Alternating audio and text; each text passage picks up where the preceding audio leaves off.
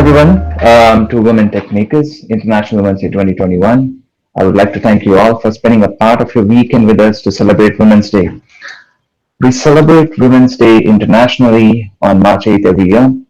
International Women's Day is a global day, and we are here to celebrate and provide visibility for our incredible contributions of women around the world, and this is a call to action for accelerating gender parity. This is the first WTM event at GDG Lawrence in collaboration with GDG Cloud Thunder Bay, all the way from Canada.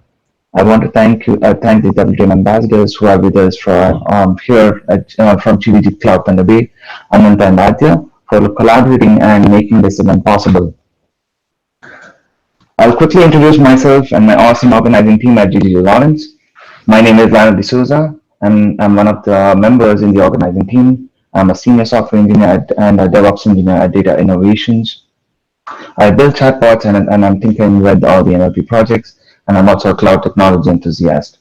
Next we have Roman, who is the founding member of GDG Lawrence chapter, and he's a lead engineer at Philips Healthcare, and he has his own YouTube channel, Roman Discord, so you can go in and check all the tutorials up there. He has some great content. He keeps posting and is very active on his YouTube channel. He's also keen on augmented reality and virtual reality, and has built some cool applications, which I really ask you guys to go and check out on the App Store. And he has published a lot of apps, very interactive and games, very cool apps. Then we have Kevin, who is a lead architect and a project manager at Instrumentation Laboratories. He is also very good at robotics. He has won several robotic leagues, and teaches high school kids regarding robotics and application development.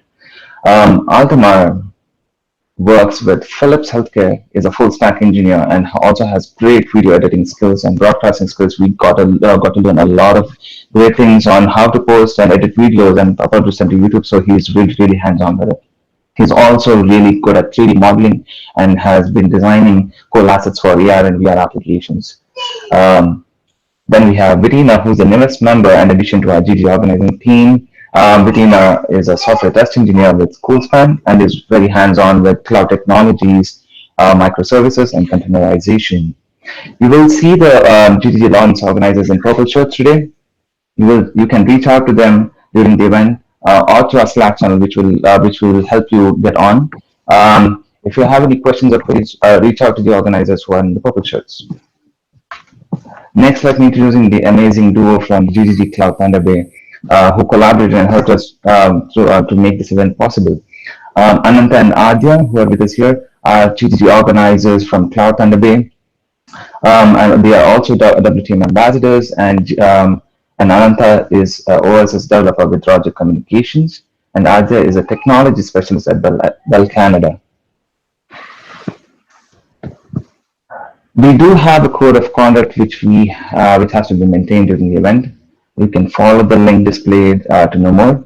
I will also be posting this link on Google Meet chat for you guys to quickly take a look. And if you have any questions, please reach out to the organizers. So let's just quickly walk through our agenda for today. We started at 10. We started a little bit around 10, but I introduced the organizing team and their communities. We have our first speaker, Claritza, who is going to speak to us at 10:15 a.m., followed by a 5-minute break and a 5 minutes of interactive session, which I promise will be fun. And at 10:55, we will have our second speaker of the day, that is Anasofía, followed by a 5-minute break. And at 11:30, we will have an interactive session. After which we will raffle away cool prizes. So make sure you all have entered your names in the raffle form, and we will be passing the link to the raffle form shortly. Cool. So I encourage all of you to post your questions to the speaker during the event in Slido. So you can follow the link and scan the QR code on the screen. You can access it through your phone app. As you post questions, it will keep popping up on the screen, and the speaker can take the questions as and when they pop up, and the organizers will do the maintenance of managing the questions as they come.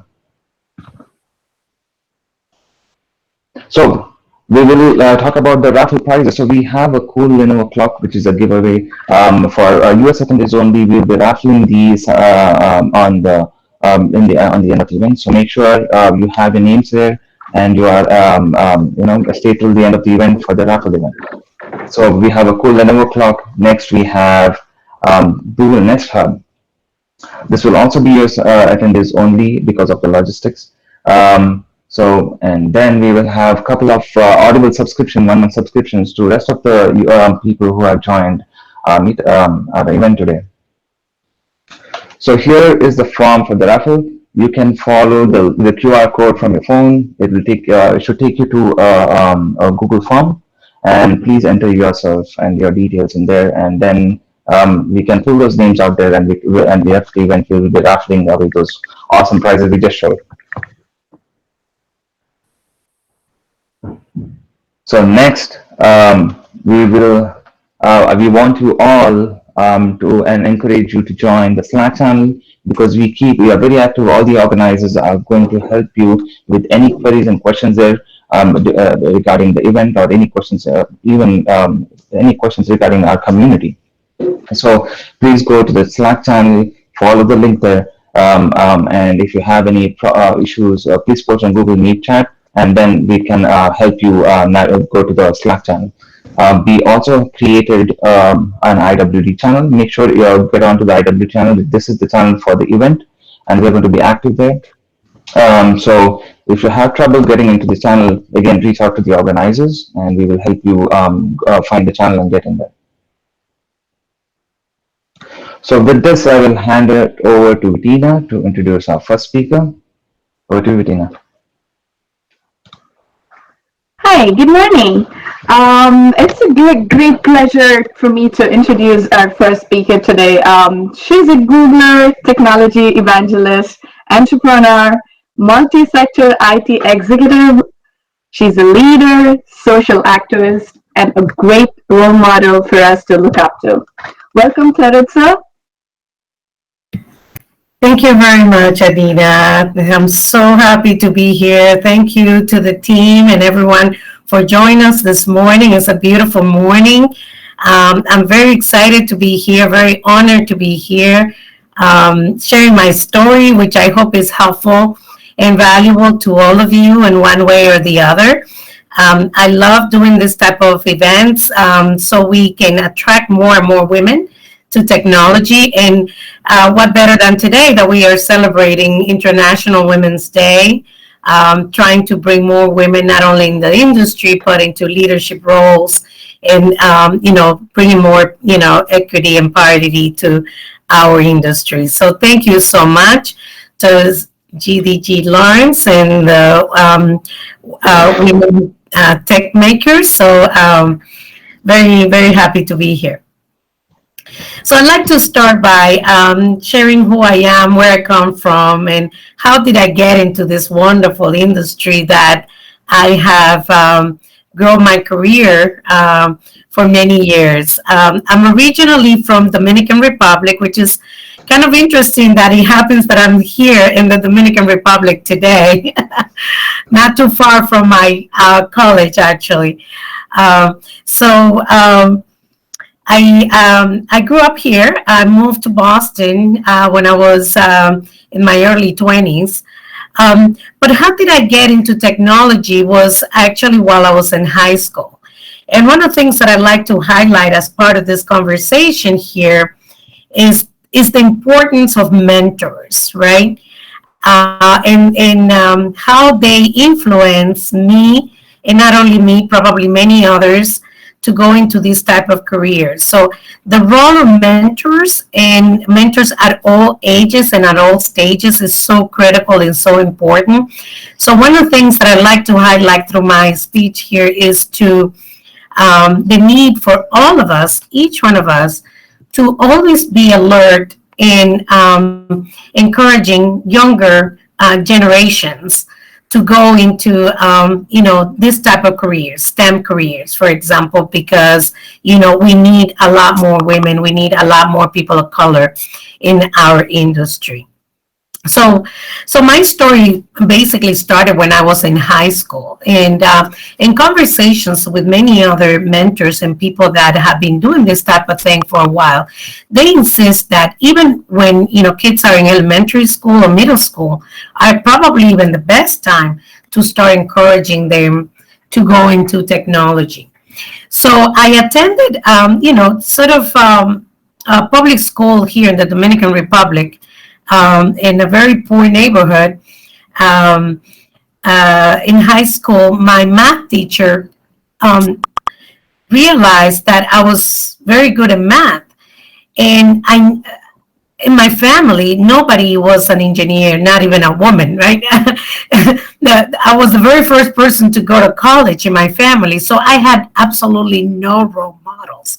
So that would never cross my mind that I would go into engineering school. And one day in the lunch break, my math teacher asked me, "What you going to do when you go to college?"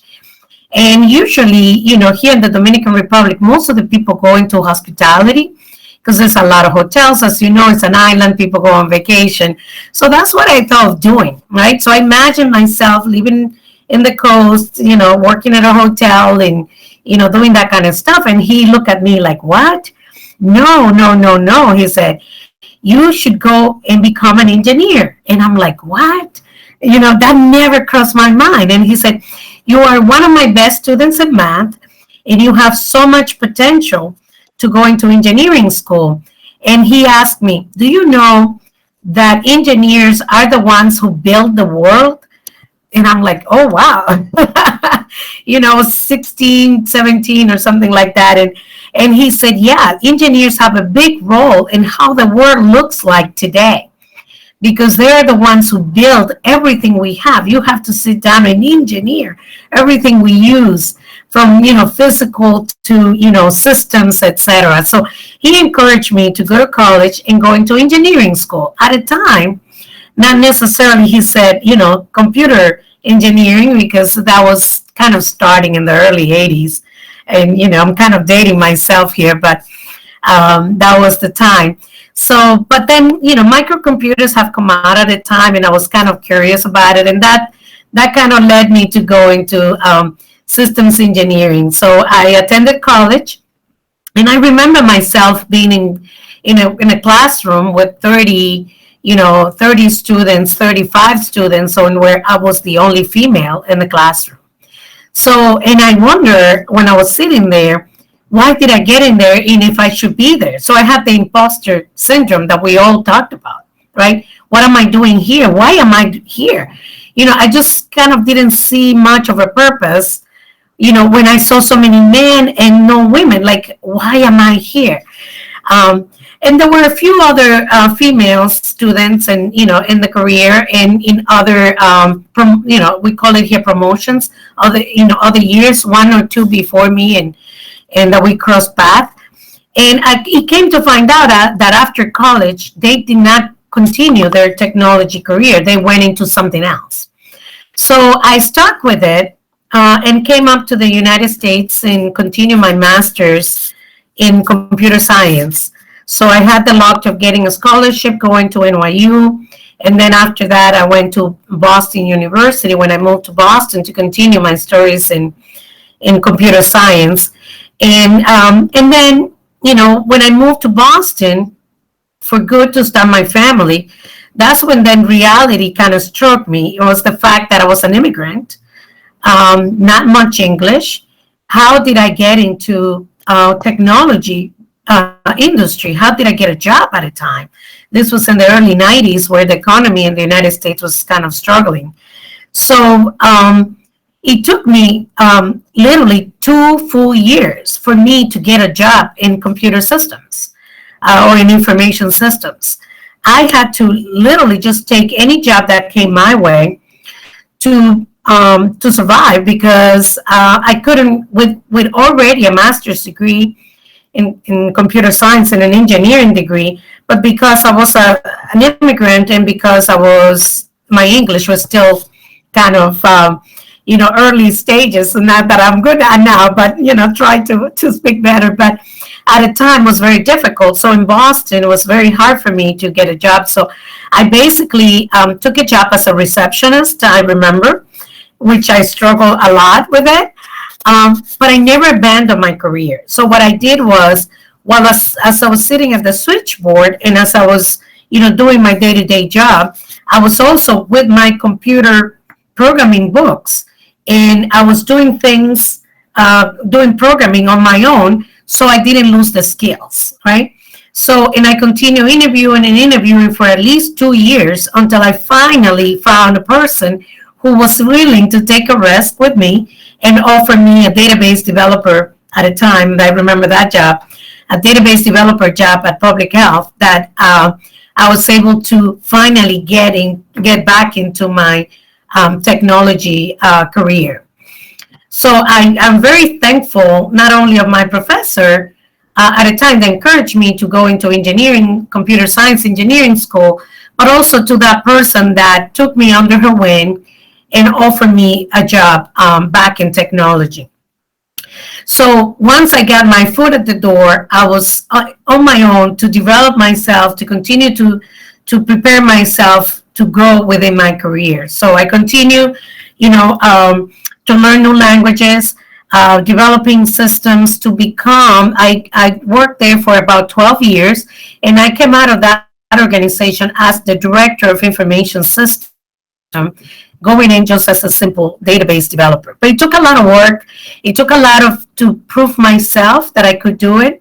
It took a lot of effort from my part to show myself, to raise my hand in projects that maybe nobody wanted to do it, but I was willing to do it and put myself out there for people to get to know me and sort of get to see my potential.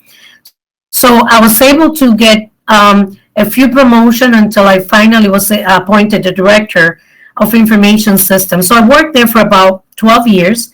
And then from there, I moved to become the chief information officer of a much larger organization working for the state of Massachusetts.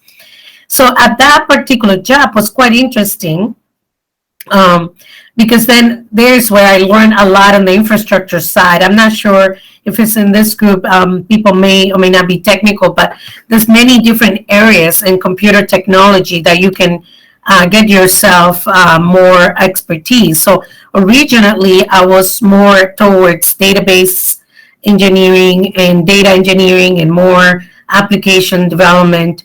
But in this new job was more about infrastructure. So that job then gave me both sides of the coin in terms of technology. So I had learned so far in my first job a lot about applications and data.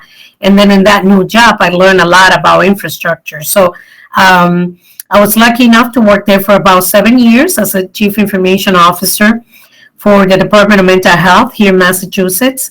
And then from there, I moved to the Federal Reserve Bank as a director of information system as well, where I learned a lot about regulations, banking, finance. And that job then led me to State Street, which is a quite large organization, banking, financial organization in Boston, in the area of risk management. So over the course of all those years, I learned many different areas, or the key different areas within technology that prepared me to go into this job in Google that I currently have. All throughout those years, and I'm going to get to Google in a minute, but I just want to highlight the fact that throughout those years, I never lack of a mentor, right? I always had somebody that I could go to and ask questions or just kind of vent and just, exchange ideas. It was not easy for me, again, to climb the ladder, to become director of information system, to become a CIO, to become a vice president at a financial organization. Not only, like I said, because of my original language challenges, but, as we all know, as a women in technology, there's not that many of us out there. For the most part, I have worked with male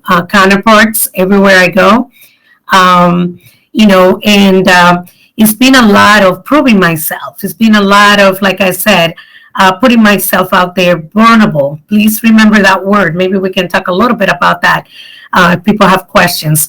I enjoy vulnerability. That's me. I don't know sometimes how things are going to come out, but I still go for it just because I work hard to make the best out of it. So I know it's scary to put yourself out there. I know sometimes you may fear, you may have anxiety, you may actually, things may not work at the moment, but in the end, it will always work out. One of the things that I have done through my careers, as you notice in my LinkedIn, is that I have switched jobs usually every 4 or 5 years. And a lot of people say, well, but when you are comfortable, you already know the people. Yeah, but that's the time to change, because that's when you're going to push yourself to learn something new. That's when you're going to push yourself to get to know people that, in a different way, to learn new skills, So I enjoy vulnerability. I'm the kind of person that I feel that I need to be always at the edge. And looking in retrospective, all my years of experience in my career, that's what have triggered a lot of the successes that I have. Yes, I has created a lot of anxiety and a lot of sleepless nights, but in the end have worked out tremendously for me. So going back to this job at Google, worked at State Street for about 4 years. I was in the area of risk management, information security, learned a lot about, what is going on nowadays in the risk management for technology. And then a recruiter from Google contacts me, right? And I said, well, Leah, let's have the conversation. Like I said, I enjoy kind of learning new things. And, they talked to me about the role of a solution architect, which means somebody that has a broad understanding of technology. They have roles, what they call CE engineers, which are customer engineers. Those are people that are very deep into one technology. They're experts in one particular technology. While solution architects, they know a broad range of technology. As I mentioned to you earlier, I started my career in application development, in data, and then I took this job that I learned infrastructure, and then I took this other job that I learned risk management and information systems. So I have prepared myself over the course of 20 years to learn different areas in technology. And I didn't know I was preparing myself to be a solution architect at Google. Because that's exactly what they were looking for. They were looking for somebody that had experience in all these different areas. So when we meet with a customer, we can understand everything they need, no matter which area of the organization they were looking for technology. So when the recruiter contacted me, I got very interested, and we set up a time to talk more in detail about the job. They explained to me about the job, and they said, the interview process, as you may know, it's very challenging. So we interview every Wednesday. When would you like to have your interview? And I said, well, if that's the case, I need some time to prepare. I cannot highlight more than the mentors, vulnerability, but the third thing I want to highlight in this talk is prepare, and prepare, right? So for this job, I said, well, I need at least 3 weeks to 4 weeks for my interview because I want to prepare. So literally, during those 4 weeks, I immersed myself in learning Google technology through every means I could get, right? As you know, YouTube is your best friend. I went through every single YouTube video that I could get through to learn as much as I could, not only about the technology of the company, but about the company itself, the culture and all of that. But I also signed up myself into Coursera courses and any resource that I could put my hands on. So I prepared myself for about a month. And then I went through a very stringent process of the interview, going through, I want to say 5 or 6 interviews with different expertise within the company, from HR, leadership, diversity, and inclusion, to highly technical with engineers and architects that currently work at Google. So I finally got a job offer, which I was thrilled, not only because I felt very accomplished, the fact that I went through 6 interviews that were very, very challenging. But the fact that Google is an incredibly amazing company, not only the way they treat their employees, but also the technology and the changes and the impact that Google is doing across the world, especially in sustainability, which is one of, my biggest concerns, and the impact that it's doing in the community. So, needless to say that I'm very happy what I am. I'm doing what I like. Right now, I'm assigned to work in 2 big regional areas. I work for North America in the insurance industry, which is at this point a greenfield industry. It's an industry that have yet adapted Google cloud technologies, and Google is trying to sort of break through in that industry.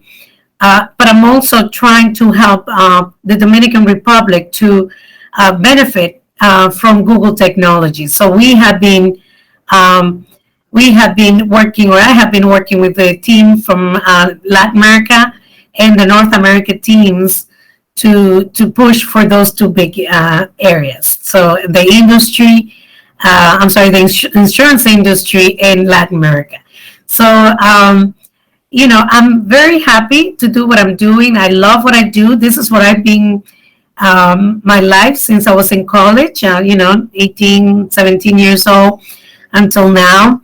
I cannot tell you how rewarding this has been, because not only we have the opportunity to change people's lives. My first 20 years, I work in public health in government, so was working directly with the community, bringing technology to improve people's health. For example, you can see it now with the COVID-19, how we can go in, book an appointment, we can do many things with technology, how the vaccines were created using artificial intelligence and all of that. So you can see the importance of technology in healthcare, especially in public health. And then the last 10 years is being more in the private sector, in the financial industry, then working towards the economic health of the country and each individual citizen. So I'm very happy that my career turned out to be not only in technology, but also in many ways impacting our society and impacting our community. And that's why whenever I have an opportunity to talk about my career and share my experience with others, the things that I like to highlight is everything we do has to be done to the betterness of our society. It doesn't matter which industry you work on, as long as you have that in mind, right? So we have many things that we still have to work on, society, social issues, environmental issues, public health issues that we are now, struggling with, and technology can always help us with that. So, my mentors, I still keep in touch with them. My math professor in high school, a very wonderful professor in college who encouraged me to continue my master's degree, and a couple of mentors that I have in Boston.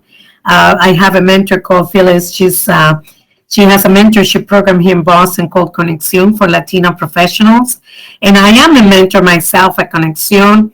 I've been teaching technology for the last 10 years, and also mentor a lot of younger students and younger generations, not only in technology, but how to thrive and be successful in their careers.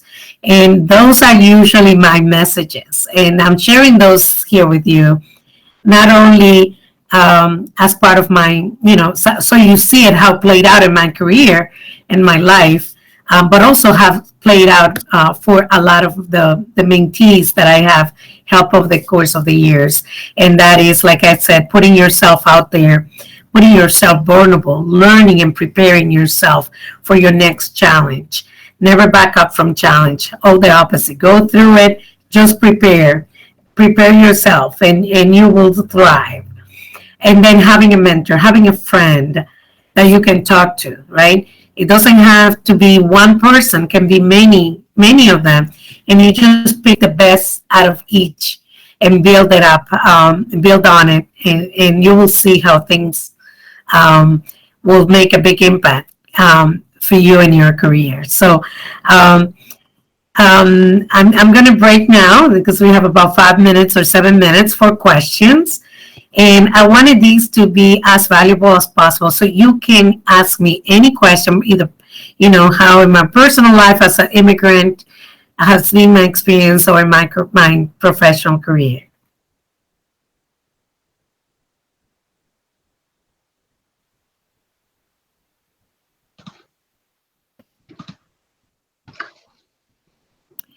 I see some questions here. So let's see. Number one, this is an anonymous.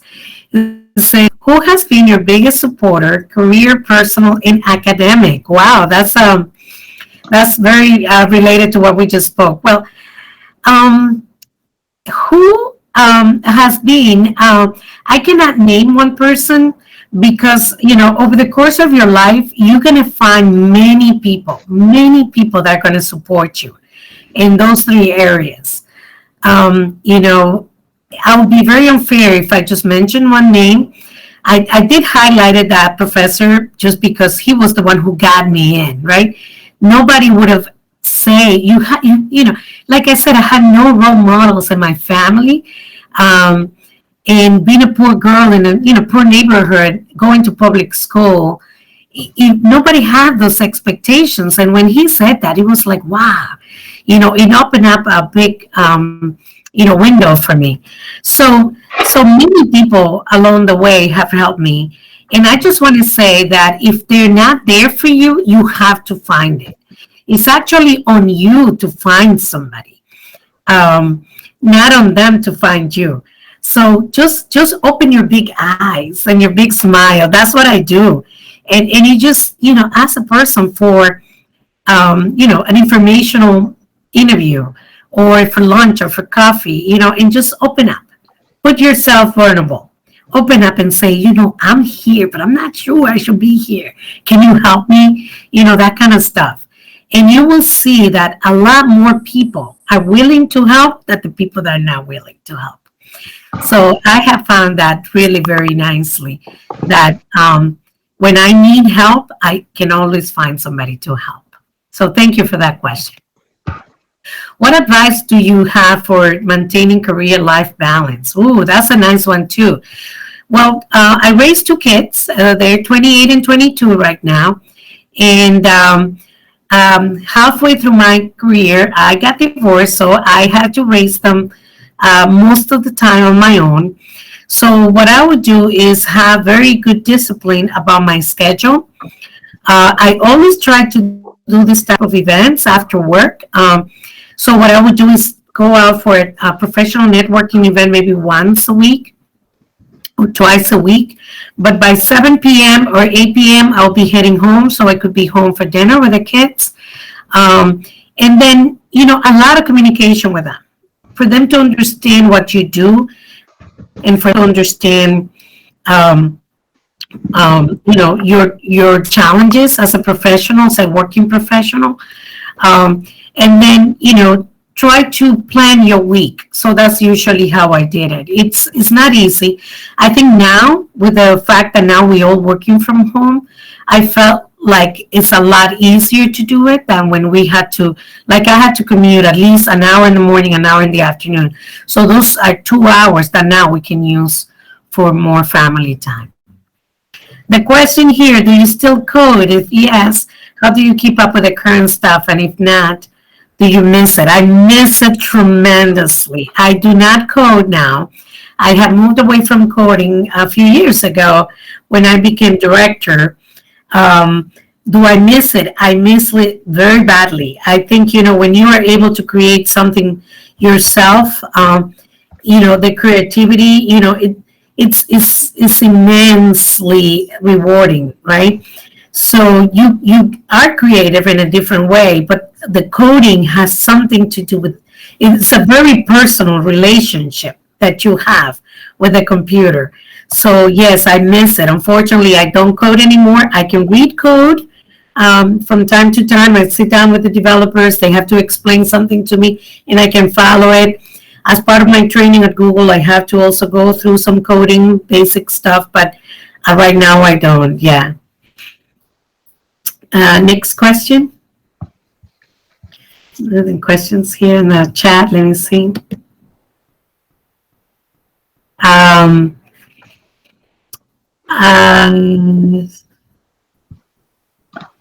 just have one which says, how do you self-inspire yourself? How do I inspire myself? Mm-hmm. That's a wonderful question. This is how I inspire myself. When I get to speak to my students in the classroom and I see themselves just as I was 20, 30 years ago in college, and they ask me questions and I'm able to answer those questions, that's how I get inspired. It's by that interaction with people. It's by having that sharing of experience. When you teach somebody, especially if some of you like doing this stuff, just do a training, share what you have here. This is how we create a better world, right? Not keeping it to ourselves. So you basically package all that experience and all that knowledge, and you put it easily and you give it to somebody. It's like amazing. It's really rewarding. So I get very inspired when I get to talk in public to my students, to, in events like this one. I also get inspired when I'm working with projects that have high impact. For example, I'm working to bring Google to Dominican Republic. And one of the things that we have already done, I know, is that we set up the whole vaccination site in Google for people to book their appointments. And that has been an incredible success. And, those are things that inspire you to do more. So that's really great. How to get back into the workforce as a break in my career? What a wonderful question that is. I would say get a certificate. Right now, for example, cloud is not early stage for us that are in technology. Cloud has been around for 5-10 years now. But to be honest, I just think it's been taking momentum in the last 2 or 3 years. So it is still very early stages. And there's so much about the technology in cloud or artificial intelligence or, all these newer technologies that we all still need to learn. So if you take a certificate won't take you more than 3 months or 4 months, maximum 6 months. It's taking me probably 6 months because, I have so much to do, don't have much time to focus on the training. Once you take the training, you take the exam. And if you fail the exam, that's fine. A lot of people fail the exam and they take it again and again until they pass it. Just focus on that, get your certification, right? And then you'll be prepared to get back to work. Right now, even having a college degree is not a requirement. But if you have a certification, you may get a job a lot easier than somebody with a master's degree, to be honest. So getting back into the workforce, two big advice. One is get a certification in anything you like. If you like data, get it in data. If you like cloud, get it in cloud. Just pick the field that you enjoy and you're passionate about. You get a certification. But the second and its most important one is what we have discussed here, is get a mentor and get out there, get to know people, networking. In this call, we have 23 people. What I would like the group, the GDG group to do is share the LinkedIn or group or with everyone. So we all get connected. You are now connected to me, right? I may end up being a big one in Google. And then I would say, well, I need to hire 20 people, whatever, right? And here we are. You tell me, oh, Claritza, I'm looking for a job. Well, I can refer you in Google, right? Google has this refer system. You just, can refer somebody and you can apply for different jobs. So, get to know people. All the companies have a way of bringing people in. So if you're not working right now, just make sure you get your connections activated. Send people an email on LinkedIn or, just connect through LinkedIn. I use LinkedIn a lot. Every day I go in LinkedIn. And I know my network is way over 5,000 people. And I feel like that's not enough, right? Now I want these 23 connections. I want those 23 connections. Because this is what is going to make you successful, right? So you prepare yourself, right, with a good set of skills. Just pick one technology. Don't go, overboard. Just pick one piece of technology. You know what? Workspace. Google Workspace right now is getting a boom, right? Just get a certification in Google Workspace and one technology that you love and enjoy, and then go for your connections. Go for your connections. Hey, I'm looking at job on this. If you know somebody, I may not be the one to help you, but I may know somebody that can help you. That kind of stuff.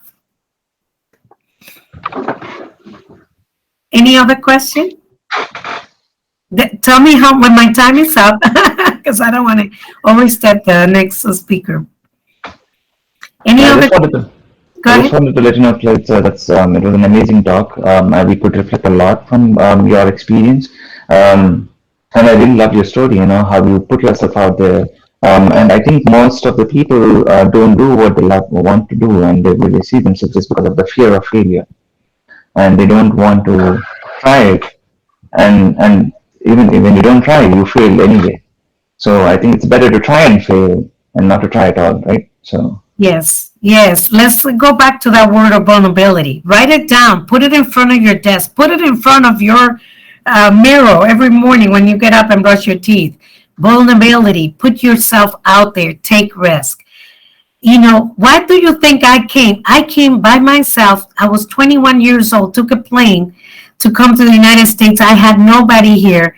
I got a scholarship in the Dominican Republic, and I just throw myself in that plane, and here I am, right? And after that, of course, I brought my family because, we were, in need of emigrating. So we all being very successful here. We in the, United States realizing the American dream.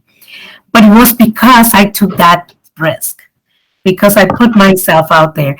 And what is to lose? Just think about this. Every time I change jobs, I get to know a whole range of new people. So I have more connections, right? That can help me because you bring all those friends with you. I still have friends from, my first job in public health, when I got my first job. So those people are going to be your friends for the rest of your life. You're going to make more money because every time you change jobs, you're going to ask for more money, right? You're going to learn new skills, new technology each time, right? And hopefully you get a promotion because you're going to go into a different job. So what is to lose? It's all win-win situation. So after 2 or 3 years, you say, you know what, this is it. I'm getting to something new.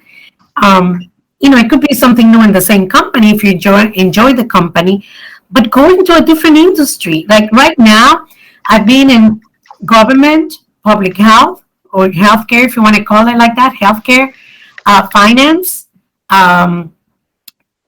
security. I had my own startup, and now I'm in a technology company. So because I had all those different industries, and because I had all these different areas of technology, that's why Google got interested in me, because I had this wide range of things that is very hard for people to have, because people tend to be in one industry, in one technology, or in one job. And now the new world requires you to have a lot of diversity in experience, right? You need to diversify. It's like a financial portfolio. You cannot put all your eggs in one basket. You need to be able to swim in different waters, right? So do that. Put yourself out there. I love going out, speaking to people because I learn a lot every time I go out and speak. I get to know many new people, get to meet a lot new people, and that just enriches your life. That's how it works. So I will break now because I think I'm, about my time. But I highly thank the group for this invitation, and I think Roman we share a connection together. That's how Roman got to me. His cousin and I were very good friends, and here we are, talking about connections. Thank you so much for your time. Thank you for joining in a Saturday morning. Please consider Google if you're thinking about if you're thinking about career change or going back to work. Let me know if you want me to refer you. Roman can get us connected. And good luck. Good luck to you from the bottom of my heart. Good luck to all of you. Keep yourself safe and healthy, and have a wonderful career. Thank you, Claritza, for sharing your story, showing us the importance of having a mentor, being prepared, putting ourselves out there. And I'm sure your story resonated with a lot of us today. Definitely, many of us have the same background, coming from somewhere else, not belonging to the country, and just finding our way through. You are an example for don't let things happen to you, but make things happen for you, which I got from your website. Yeah, it is on my website. Yes. Please check my website, ClaritzaAbreu.com, and that's my quote. Don't let things happen to you.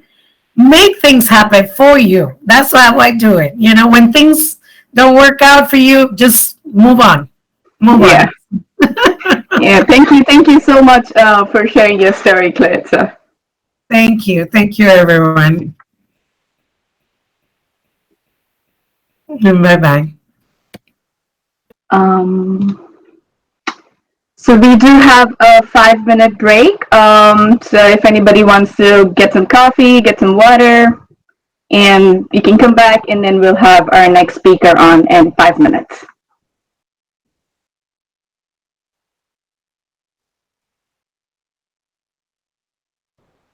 So meanwhile, I just want to let you know, so if you guys haven't already gotten to the link and registered for the raffle, so I am displaying the link to the raffle.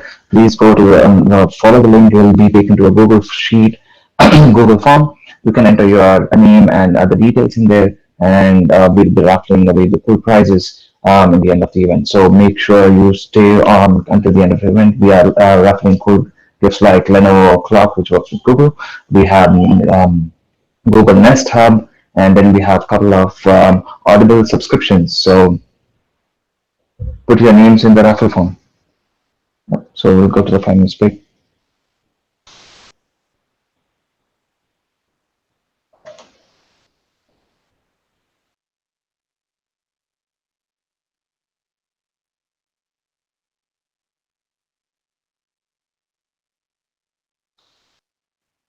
Hello, Anasofía. Good morning. Hi, good morning, everyone. Nice to be here with you today. Thank you for spending some time with us today. No, thank you for inviting me. Hi, how are you, Roman?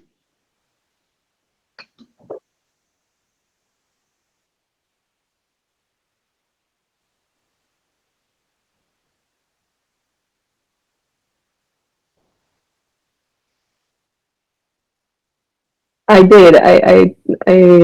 You never know if it's gonna end early or late, so I did wanted to join early.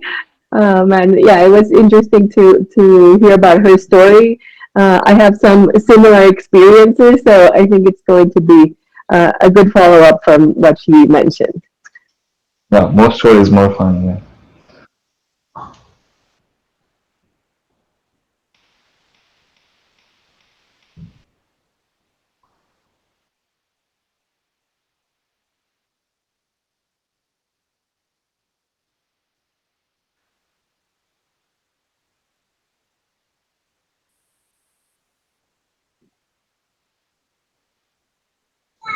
Yeah.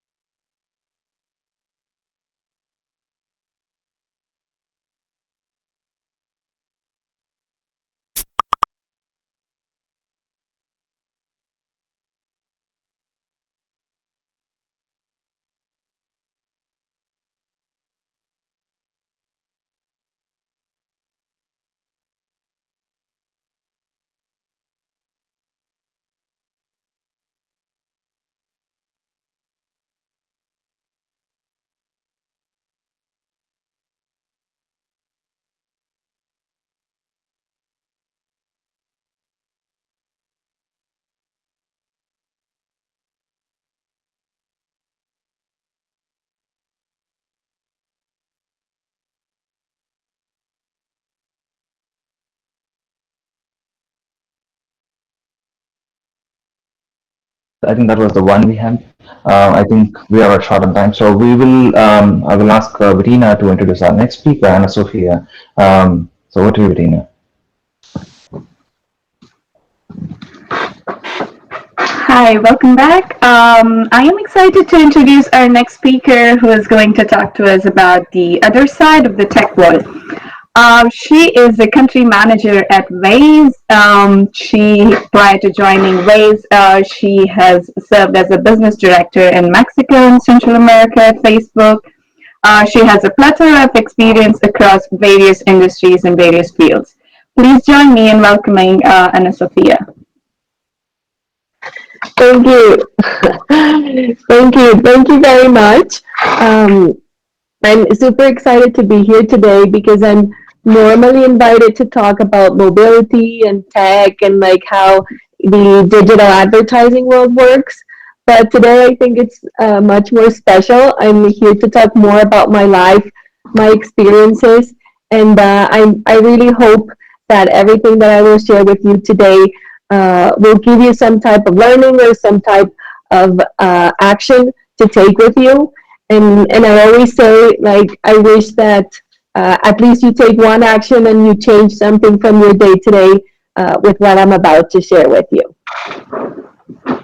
So I'll start a little bit. I don't know if you're familiar, but there's a story from Mackenzie where it states where that men and women have the same ambition to reach the top. So when men and women join the workforce in like the entry level, they're asked if they want to reach the top, and both of them in a very similar percentage answer that they will or that they want to. But when they're asked if they think it's possible, then both drop, but women drop 12% more than men in believing that it's possible to reach the top. So I think this is the main reason why I love these types of events, because yes, there's a change in society that needs to happen. That's super clear, and I think we all know it, and I love that we're now here talking about this. But I really think that the main change needs to start with us. We really need to believe that it's possible. We really need to believe that we can do it. And yes, it takes hard work. It takes a lot of fighting with our own beliefs and our own education and our own past. But I really hope that the story that I am about to tell will give you at least one thing to do different from this day on. So I'll let you a little bit on how I got into technology. I actually majored in marketing, and this was because at the time, tech didn't seem that fancy as it is today. It was actually around 2006. There was not even like BlackBerry.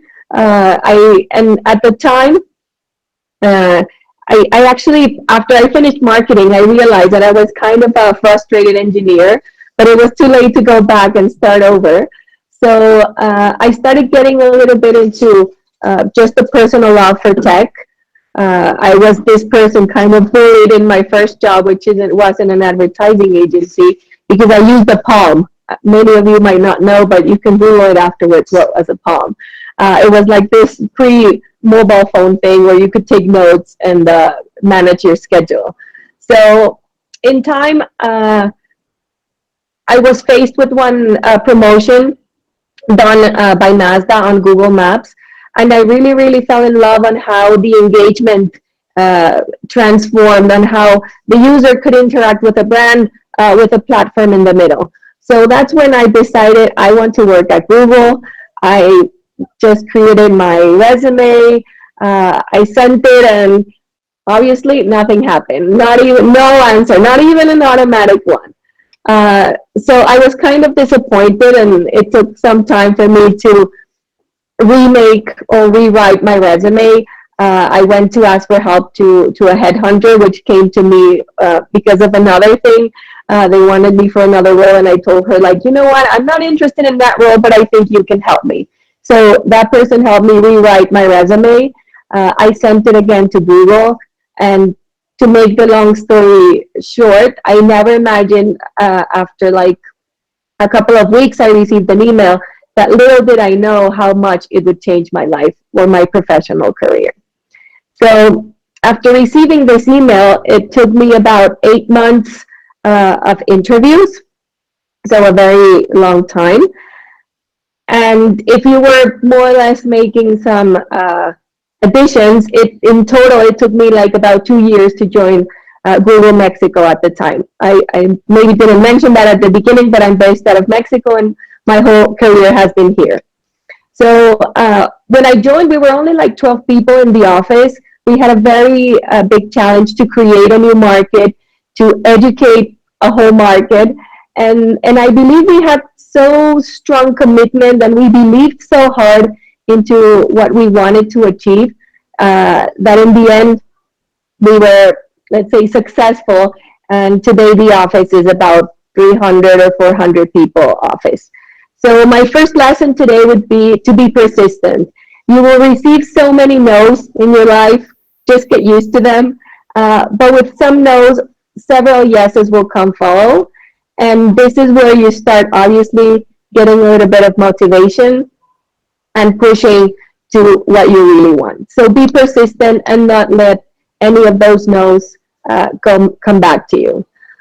Personally, other than changing industries at the time for me and learning a totally different business and getting into product and understanding a lot of like the tech side, I was the only woman for about 6 months in that office.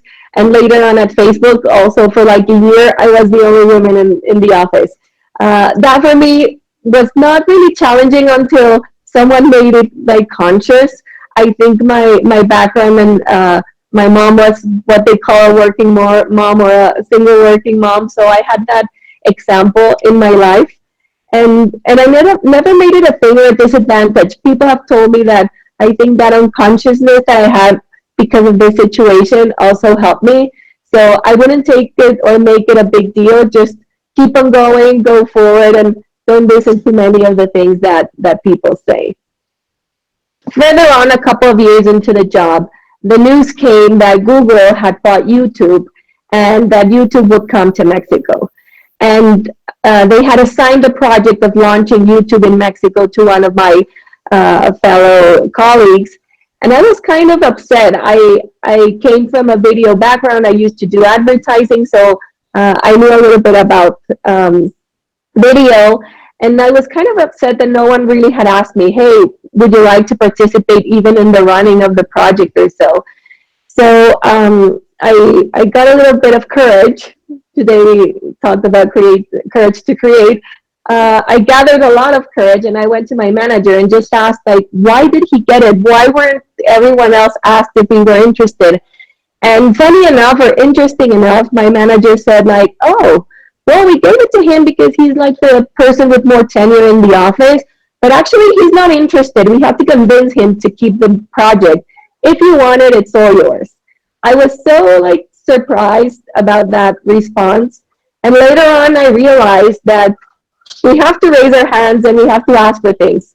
The worst that can happen is for you to get a no. But in this case, I got a yes. And this change also, and this like taking over another project also opened for me a lot of different opportunities. So early on, Claritza spoke about the network and the people you know. So this was for me a game changer. Everything was done in Brazil at the time. In terms of like the technical side, and a lot of the marketing thing was done from there. So I had to start traveling. I had to learn another language, but I started to meet a whole new set of people that later on, I'll tell you afterwards, also played an important key part in my career. So lesson number 2 would be fearless. Don't be afraid of asking for things.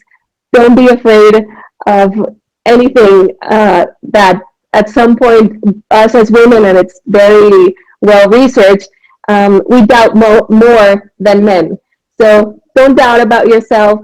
Put off or turn off that little voice inside that's always making you doubt, and go for it. I always think what had have happened if I hadn't asked at that time that I wanted that role. So as I said, This required a lot of cross-functional work. It gave me a chance to meet new people, to meet new cultures, and to start working in a more cross-functional way, not only with different teams, but with different cultures. And this is when I got to meet my mentor, and who later was my sponsor in life. And I think Claritza mentioned it several times. And so my point number 3 today for you to keep is find a mentor and then a sponsor. And I'll talk later on what the differences are here. But I was lucky enough to identify my mentor in a very natural way. So he was my manager at some point. Then he left Google for a while, and then funny enough came back. And so we ended up working together. We ended up being very closely, knowing each other very well, and identifying what were his strengths, what were mine, and how we basically complemented each other very well. And so, as you might have heard, the greatest decisions about your career and professional future are taken in a room where you won't be present most of the times. You will not have any saying. You most have written something before or talked to your manager before. And this is why a sponsor is important. You need someone that at that table will defend you and will push your career forward. And so talking a little bit between the difference between a mentor and a sponsor. So a mentor is to have a role model to whom you admire and perhaps to hope to emulate or be like him or learn like him or her. And to be able to seek advice for those who have experience and to learn from the mistakes for those who have come before you. It's very, very important that you have 100% trust in your mentor and that you feel safe and confident to speak up and speak out any worries, problems, challenges, anything. I almost say that my mentor is kind of my professional psychologist. And then a sponsor is kind of a type of mentor, and sometimes it's the same person, but sometimes it isn't. So these sponsors are people who really seek talented individuals. There is inside most companies this program of looking for like the substitute. We never know when people will leave or come. And so you always have to prepare a pipeline of talent after you or after your team. So this is where a sponsor comes into place. And it's very, very important, or at least for me. I was lucky enough to have both in the same person. I've seen cases where it's the different person, but this person who's actually was the country manager at Facebook for Mexico for a long time was very, very key in how I developed and everything that I learned and how I grew inside a company. And going a little bit back into this networking, who you know, it was this mentor and the one of key person that I met during this time that I had to travel to Brazil a lot, who actually took me to Facebook. And so at the time, this would be like 2012, Facebook was not at all what it is today. It was not, it hadn't even gone public. Everyone said, it's gonna be the new MySpace. Don't go, it's just like, forget it, it's not gonna be successful. And I was like so stressed into making the decision or not making it, that I started reading a lot of information, and then I decided, you know what, it's tech, everything changes so fast that I just need to take the challenge. My husband, which I will talk about him a little bit later on, just supported me and said, like, there's not much to lose, you know, like, I rather regret doing something that seeing it afterwards very successful and not doing it. I think now it's very, very important to sometimes take big challenges. The startup world is so big now. You have so many options that you never know which one will be successful and which won't. You need to make an informed decision. So as I said, I read a lot. And then I just jumped into it. So I realized it's not in the end who you know, it's more who you meet along the way. So make sure that if you're in a meeting, you make sure who's in the meeting and you follow up with them. I think now we have a bigger challenge from the working from home. It was easier when you were like physically in an event to just go and talk to someone. But now we have too many tools to reach out. So do reach out. I have to say, in my experience, I've gotten a lot of people just asking me, hey, can I have just like a mentor session with you, or some type of advice? And I do set out the time specifically to do that, and I enjoy it very much. So if I go back in my career, and I had, when I graduated, decided like, oh, this is my dream job, I wouldn't be here, because basically when I graduated about like long time ago, I won't go there, but more than 10 years ago, none of the roles that I've had in my last 10 years existed. So when I joined the tech world, not even the rest of the roles that I had existed at that time. So adapting to change, navigating ambiguity, you never really know what will work, is very, very important in the tech world. Even if you're on the engineering side, as I said, I always went into more of like the sales and advertising side. And I think that's the interesting part of tech. You have to be open to move around and to understand that maybe the next role that you want doesn't exist, and maybe you have to create it, you have to propose it. And that was some of the other interesting learnings, to keep an open mindset.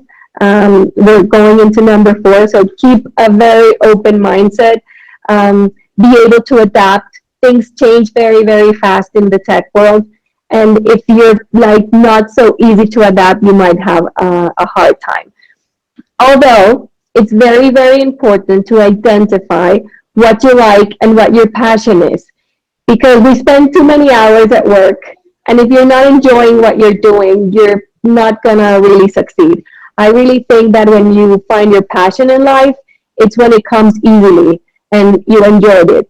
I had a more personal experience. When I first started in the workplace, I used to work at an advertising agency called Leo Burnett, and I make fun that I had to work to animate Tony the Tiger. And I thought I was happy. I loved my job. It was like very consuming job. It took hours and hours. I would just leave the office 1, 2 a.m. in the morning. And so one day I decided that if I wanted to keep on growing in that industry, it was going to be very hard. And actually my manager at the time had to basically die. So that's when I decided, when I encountered the Honda promotion on Google Maps, Mazda, that I wanted to change careers. So I joined Google, and that's when I realized that I thought I was happy in advertising, but I wasn't. And tech really brought me this happiness and this successfulness that I have lived through. And I think it's very, very important to find this passion, to test if you're young. Don't be afraid of moving around and test different things, because this is the way that I think you will find your passion. And well, to this point, you might think that everything is very successful, that I had a very easy career, that everything just came one thing after the other. But the truth is, like, it wasn't that simple. One of my worst moments was one time during a feedback session or an evaluation session. One of the manager of my managers said that my leadership skills were not so good. At that time, as I was business director, I thought I was great. I thought my team loved me, and he was like, yeah, I see that your grades are good, but I don't think you have like the leadership skills needed to move to the next level. I have to confess, I was like so mad. But at the beginning I was mad, but then I took a step back and just listened in detail, and I started asking questions in terms of like, why do you think that? What actions for me made you think this? So to get more context on why he was perceiving this situation from me. And this would be for me the 5th point that I would share with you today. Listen to feedback, listen very closely to feedback with an open mindset, as I said before, and take action. build an action towards that feedback. You might think it's not true, or you might disagree with that feedback. But if you're receiving that feedback, it's because something is not great or something is not perfect as it should be. So I'm sure there's some action behind that feedback that will help you move forward. So in this case, I took all this information, I started working in an action item, and in the end I realized this manager of mine was actually right. I had made it, I had two different areas to attend. So one was part of Mexico and the other was Central America. And Central America at the time was so small that I kind of deprioritized it, instead of looking for a different way to handle that big region. And in time, when someone else took over the region grew a lot. And so I felt that I kind of left or let go one of a big opportunity. So with that, I said, like, okay, this will never happen to me again. And I started working in different things. And based on one or two results, I got a call from a previous friend from the YouTube time, who called me and said, like, oh, you know what, we're looking for this person to lead Waze, which is a traffic app. Not sure if everyone is familiar with. And related to my passion and to, let's say, taking a new challenge over me, I accepted. But it was very hard, one, because I had to fly alone. So my sponsor, my mentor, my manager, thank you, Roman. I wasn't going to work with him anymore. I had to like fly alone and leave him. We had been working for about 10 years together, so that was hard. The challenge was a very complicated one, where this was a smaller business. It was bought by Google at the time, so there was a transition there. And I had to work with the people from Israel, so learn a totally different country. Learn, obviously, this transition towards an American company, which I was used to, but not being a very small business unit. And so with this being fearless philosophy, I took this step. The beginning, I have to confess, was very, very hard. It was the first time that I inherited a team. Being this like first one at Google, first one at YouTube, first one at Facebook, I had the chance to build my own teams.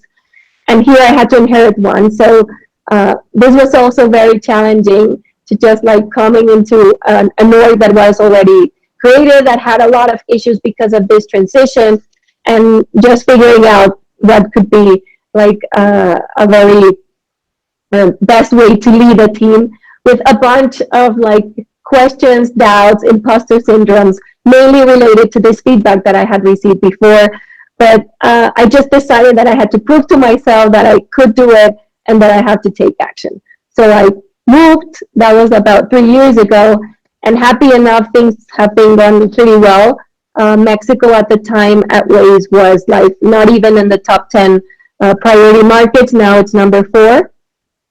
So that for me has been one of the main recognitions of my work. So I had to understand the team. I think this is one point that we never really, you're never taught to really how to be a manager.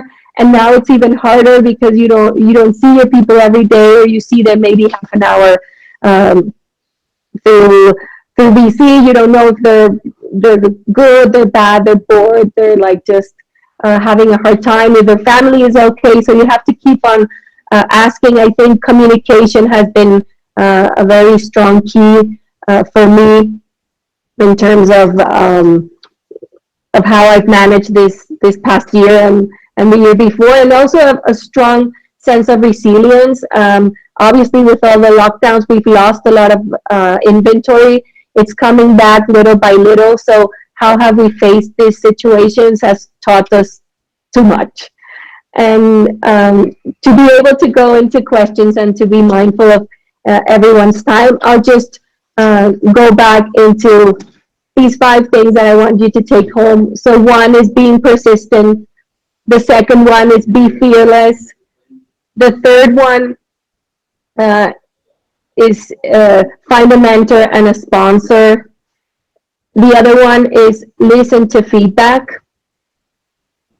And one more that I didn't mention, I said there were 5. Oh, sorry, I missed one. Oh, don't decide before time, and evaluate exactly what's your passion. And I said there were only 5 learnings today, but I'll go with one more. And that one more is dream big. Dream the biggest possible that you can, because dreams do come true. And if maybe you don't reach that really further and big dream, you will reach and you will get very close to that. So thank you very much for keeping here on a Saturday morning. I'm very happy to share my story. And as I said, I really hope that at least you take one action and do different from this day on.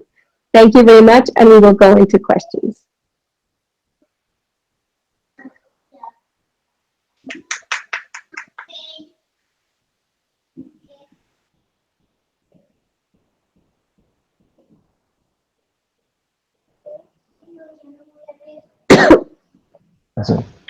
So I see a couple of questions. I think this was already taken the workforce one, so I'll take that up. So the first question, what advice would you give to your younger self if you had the chance from the experience you have gained throughout your career? So I said before, and I think I would have loved to be less embarrassed or less afraid to ask for things at a younger time. I most of the times at the beginning I didn't raise my hand. I didn't give an opinion in meetings because I was afraid I would be wrong. And when I broke that, which it came afterwards when I started at Google, that I felt more confidence, and obviously the culture and the ambience was like a much more safe space. I discovered that I was like kind of, let's say, smart, so that my opinions were taken into account, that things that I asked for were being done, and so in time you get like your own confidence because the things that you say are good. But breaking that first habit was very, very hard for me, and I wish I would have broken it before. Yeah, so I know that many people have the fear of raising hands because they think to themselves, what if I'm wrong? What if people don't receive my question, as a logical one, or if my question makes sense? So yeah, I do understand when you say that. That's what stops many of us, from raising hands in a meeting or in a group when there's something going on. Exactly, and I think I in time grew what they call like a thick skin. Yes, you sometimes will have answers of like, where is that question coming from? Or we even say like, oh, maybe it's a dumb question. So I really think there's never a dumb question. We do, or we make ourselves think less of ourselves. So you always think it's a good question. If you get like, where is that question coming from? It's like, for me, I have that doubt and I want an answer. And I think if you reflect that you're confident and you're sure about yourself, it will come back. So I think we kind of underestimate sometimes how sure we can be about ourselves. So I can read. What things do you think are still broken in the industry that are impeding women to break the glass ceiling? Oh, we can like do an hour about that, but I'll try to summarize. As I said, first, I do think it's a matter of us. So we need to believe that it's possible and we need to fight for it. Number two, there is a society that needs to change. So I think we need to make men more conscious. And this is where the speak out comes from. I remember with my mentor, as I said, he has a daughter. So at some point we found out that this was like the perfect profile for men to start changing and being more conscious. If they have a daughter, because he used to tell me, I see my daughter's future in you. And if she has to face what you have faced, like, it's not a world that I want to leave her. So making and there were things like basic stuff like, you know what, today I'm not going to go to work because I have like a personal thing. And then he would just start asking me so many questions. In the end, I had to confess that we had lost the baby. It was very, very close, like a month into the pregnancy, so it wasn't that bad, but I needed time. And he was so shocked that I just like opened up to him. And I was like, and he was like, oh, I'm so sorry. Yeah, don't worry. And he got even stressed. And afterwards we spoke and said, and he said like, I never realized how shocking that should be to just share to someone that you don't have the confidence with. And so that and many other things, I tried to make him conscious that there were basic things. So some were just like, you know what, I came out of the meeting and no one really paid attention to what I said. Why? And he's like, I didn't even realize. I didn't see it. And like, you need to pay attention. So I would say us believing in ourselves, 2, making men more conscious and more involved in the change, and 3, there's like a personal home thing that needs to change. It depends on your background, your culture, but obviously here in Latin America, it's like women need to do all. If you want to work, you can work, but then you have to do like the housework, wash dishes, and the homework is not really equity divided. And I think that needs to change. It's very basic, but if we don't do, if like we both want to work outside the house, we both need to work inside the house. And otherwise, I don't think it will work. And I mentioned about my husband. I let's say he was my second try. And one of the things I wanted, and if they're like young people here, I always say, figure out or find out who you're going to marry if you want to be like a hot top executive and you really want to dedicate time to work. You need someone that understands that and is willing to support that decision. So where can I find mentors and sponsors? So one, I would say where you work. I think that if people understand your company and the culture in your company and how things are managed there, they will be able to help you even more than someone from the outside. If you're starting or you want to do a startup, I think there are a lot of associations. So Claritza mentioned one. There's more like informal mentorship. I do that a lot, and most of them come by like word of mouth. So it's like, oh, you helped my friend, and oh, you helped me this time. Can you help my friend? Most of the times I say yes. I think those are the ones that come to mind. And the sponsors, I think that's very, very related to your work. So I think us as women, we have a hard time just like, let's say, mentioning our achievements or making a big story or a good story about our achievements. I think I learned that because I had a lot of men around me at the beginning of my career, and I would try to learn from them actually. And I would say like, why isn't he like embarrassed to just like say, oh, I did this, and like I thought that was like too obnoxious, and they're like, no, that's like, but I did it, and so I kind of learned about that, and I think that's when I started like identifying a little bit of the sponsors and just saying what you did, opening up on what you want, and then just asking like, you know what, it's been this time, I know I deserve a promotion, this is what I've done. If you think I don't, like, what else do I need to get it? And really be like, kind of, I ask sometimes too many questions. My manager used to tell me like, you're so hard to manage because you put me in this position that I don't have an answer for you. But I think that challenge, there's this concept of challenging up. And I think that's where you get a sponsor. You really want someone that when they reach a certain position or a certain point of power, that they're able to manage what you're trying to manage. And do you think women in your profession have a hard time getting promoted? It's a very good question. I wouldn't say, I think now, since it's very conscious in terms of like men, women, and how we want equity to follow, tech has been, I think, one of the first industries where this has been talked about, open, reports are shown every year. So I think we're very much advanced versus some other companies. I sit on a board of a CPG company, for example. They're very, very far behind. So I wouldn't say we have a hard time. I think we have a hard time asking for it.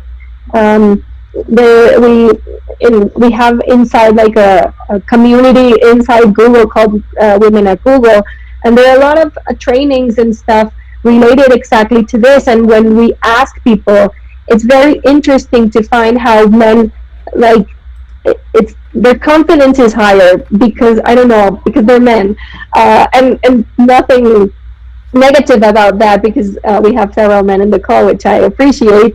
I think it's just like education or background.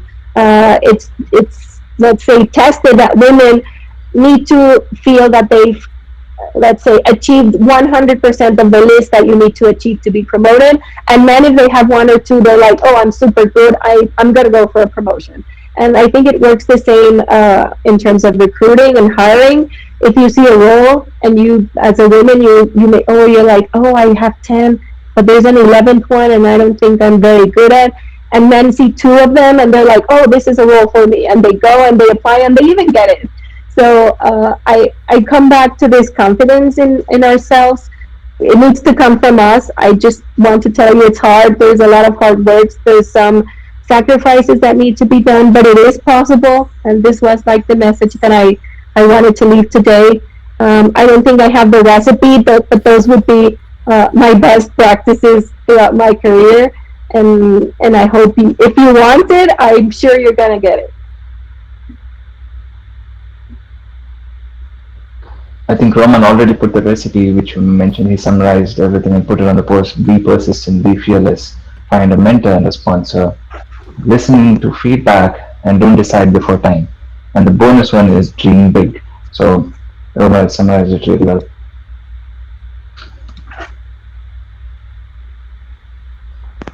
So thank you, Anasofía, for giving this wonderful talk and motivating all of us. I will definitely make sure I'll take action, dream big, take action, put myself some checkpoints, and I think everyone will start at least working on one action point. And that is really motivating how you made your journey very inspiring. Thank you very much for sharing your story with us. No, thank you, and thank you for inviting me. Yeah, definitely. I think everybody can definitely walk away with at least one of the learnings from your session today. And most importantly, what struck to me would be dream big and believe you can. Believe you can. And thank you again, Anasofía, for your time today. We really enjoyed it. Thank you. So we will take a 5 minutes break. I want to remind you guys that please enter the, we will have a raffle after the 5 minutes break when we come back. So I have displayed the link in there. Please go to the link or scan it through your phone, the QR code, enter your names in there. And when we come back, we will have a raffle. They will be giving away the cool prizes. Once we come back, we will have an interactive session. There's another interactive session, and then we will go.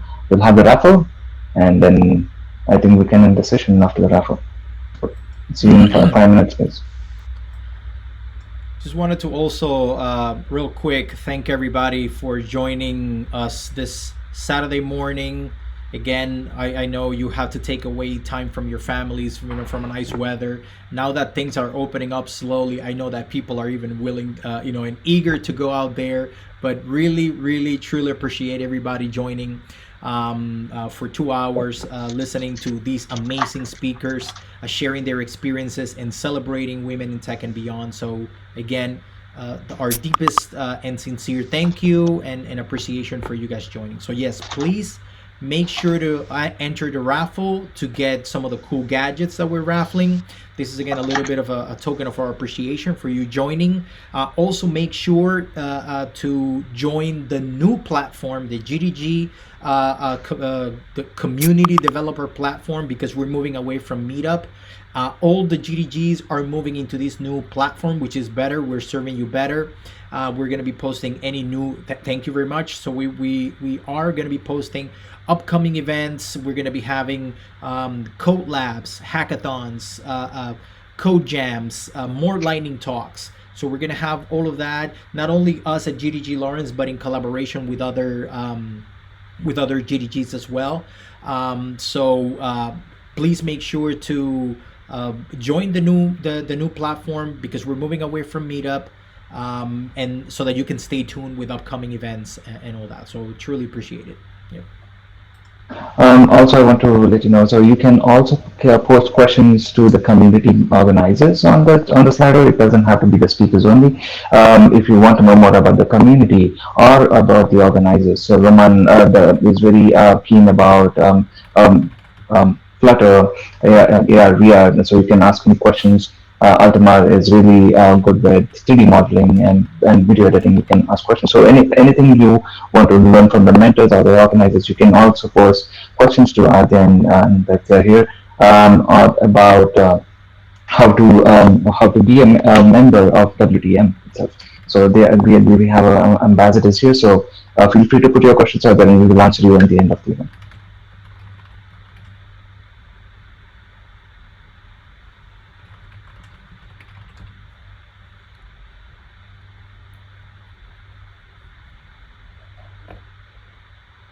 Yes, answering Angelos' question. Yes, this is being recorded, and we're going to be posting it on the GDG Lawrence's YouTube channel. Then that's the reason why you should join the new community platform, so that when we send the blast to everybody who just joined this session and you're part of the platform, the new community, you're gonna get the link to the video. So please stay tuned for that. And again, more upcoming events. We're going to be doing a couple of things over the summer, and more lightning talks. Again, yours truly. Again, since I've been specializing mostly like in Flutter stuff, so we're going to be talking a lot about like Flutter, Android, Kotlin, and all that. So there's going to be like a lot of cool things coming up. We always have like raffles and swag to give out, and great content and knowledge to share with everybody. So make sure to join the platform, and at least for today's event, make sure again to join the raffle, join the platform, and good luck to everyone.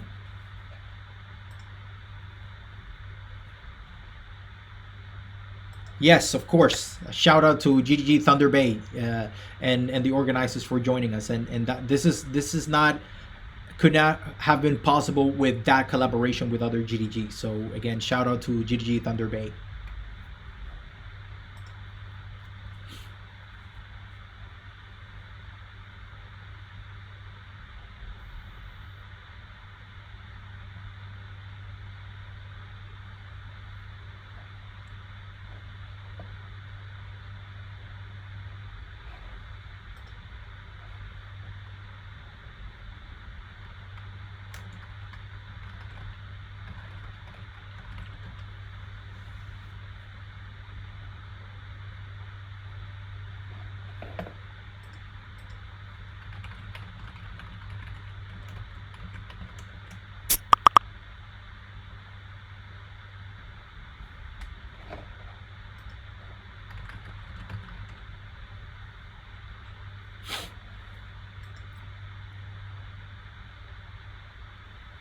Cool. So I hope you have followed the link which was shown in the slide and entered your name in the raffle. So we will move. But if people, there's still some time. We will be doing an interactive sessions. If people have not done it already, you can still go and do it.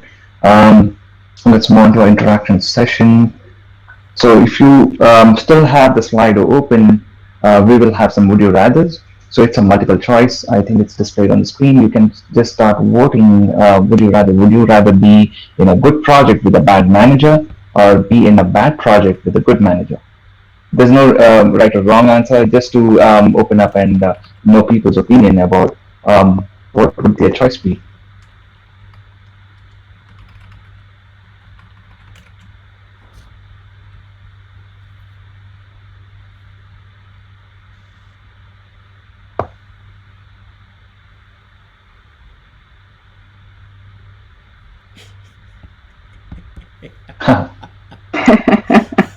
That's interesting. You get a lot of mixed answers with this one.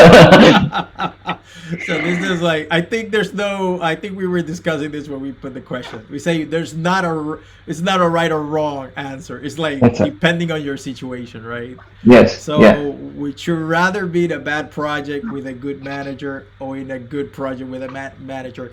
And I think a lot of people are gravitating towards, let's say, good manager. The bad project with a good manager. Because at the end, I think, for example, like for me, again, there's no right answer. This is just us interacting. But in my case, I think it's all about the people. Like at the end, because even with a good like with a bad manager, like you may be in a good project, but you're miserable because this guy's like being bad to you or not being good.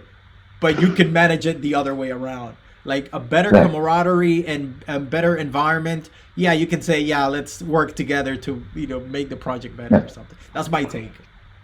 For me, it's more about learning. So with the right leader, you get to learn from them. And I always look up to one who is leading.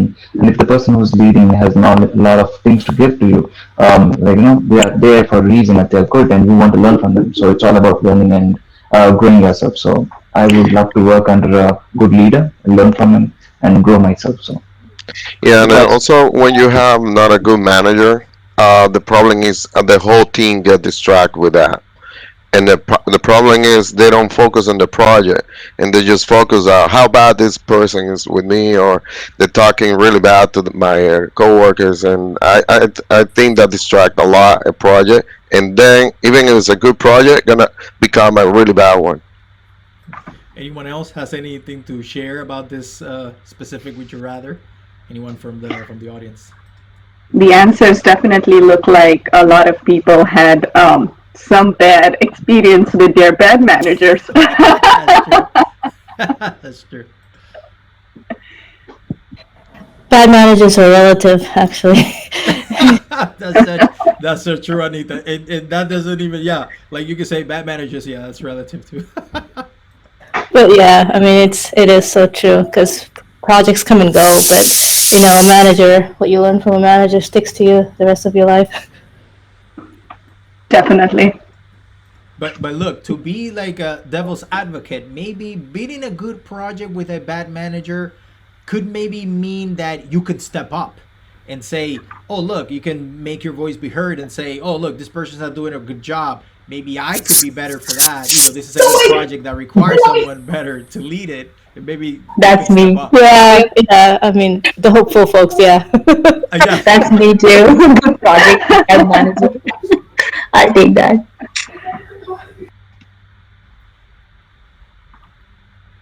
Great. That was great feedback. Yeah, Yep. yeah, you learn how to fight back. Yep.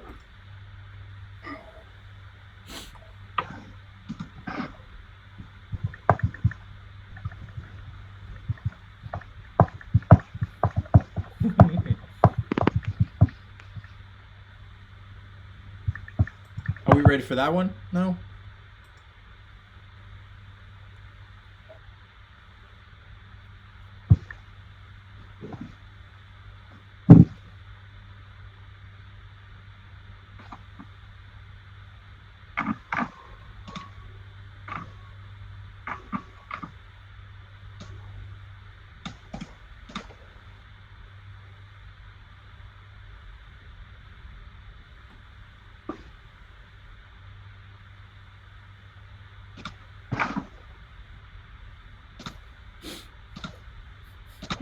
No mask.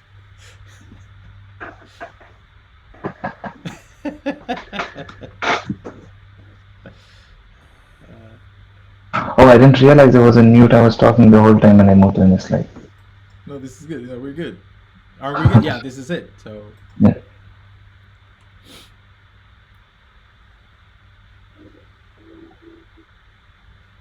Wow.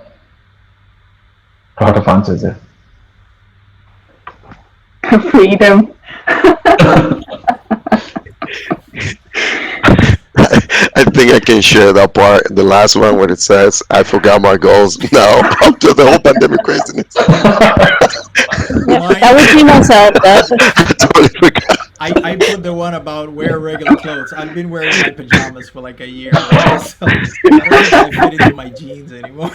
Oh, I hear you, I talked to my Roman. manager about that. I did that the first 6 months, just wore my pajamas, and I realized, you know what? This is not ending. I should wear it first. You show up at the office with the pajamas Yeah, on. exactly. God. There's also been no difference. Pajamas, so yeah. Oh yeah. There's also been no difference between home clothes and outside clothes anymore. I'm just wearing whatever is clean these days. I'm just like, okay, you look nice. I haven't won you in so long. You just have to deck up yourself, head up, and forget about everything else. Yeah. I don't. Sometimes even like I don't know if it's just me, but I get like a little afraid to go outside and like I go that right away. Like I need to go step by step now. I cannot like boom go. No. Yeah. Yeah. There's like so many things that you need to keep track of. Do you have your mask? Do you have your keys? Do you have your phone?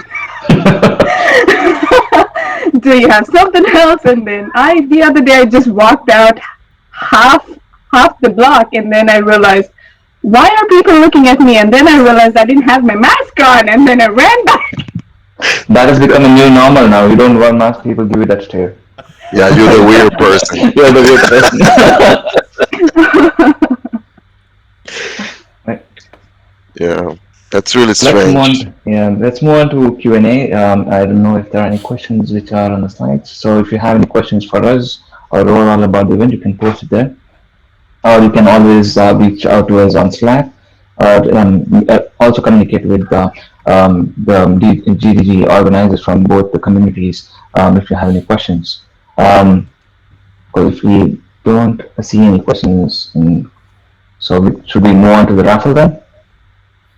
That's good? Okay. Ultima, you want to take away and start the raffle? Yeah? Sorry, give me 1 second. Yeah, guys. There's just a few people here on the raffle. I mean, we would like to people get more into. We only have 5 for the US right now. I mean, there's not that many. But let me go right away. Go there. Share now. Just let me know when you can see my screen.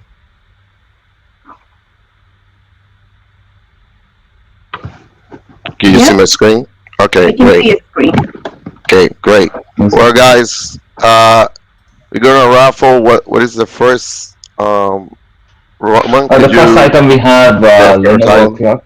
Yeah, let Mhm. me bring that up. So I don't know if you guys can So see. can we make clear that only because of the hardware is that we're going to Mhm. ship it within the Yeah, US, but yeah. everybody else, if you want to join, if you're not in the US, you would be able to get like some of the other stuff, Audible Audible subscription. subscriptions. Yes, exactly. Because So we're it's just gonna the ship it. hardware. Mhm. Yeah, because of the logistics. Okay, here we go, guys. The first person. For Lenovo clock. Riley. Okay. Oh,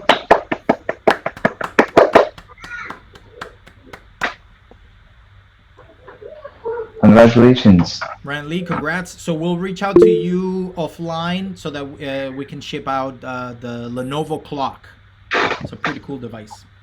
Yeah. Here we go, guys. To the second device. And go. This is for the Nest Hub. Whoa. Wow, Bangna, congrats. Nest Hub, bro. Nice. Congrats, Bhavna. that's a good one to have. Yeah. Yeah. Thank you. We'll reach out to you so we can ship it out, okay? Yeah, sure. Okay. Thank you. Yeah. So And the I next, think- we are going to raffle the Audible subscriptions, 1 month subscription. This is open to everyone. Okay, let me just grab the people Mhm. from the, I have the list here. From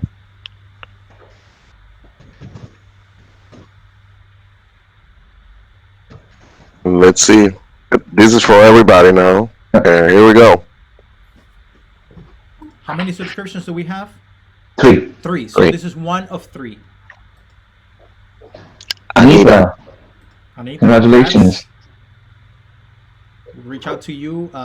If you provide your email, we'll reach out to you with your price. Thank you.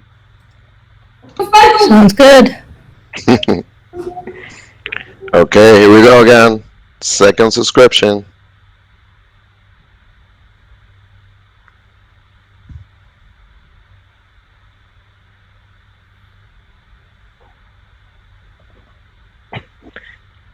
Catherine, Catherine.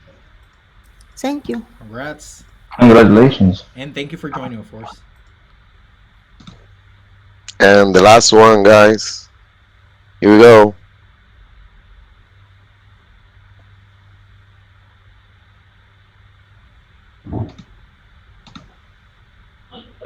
Disha. Disha. Congratulations, Disha.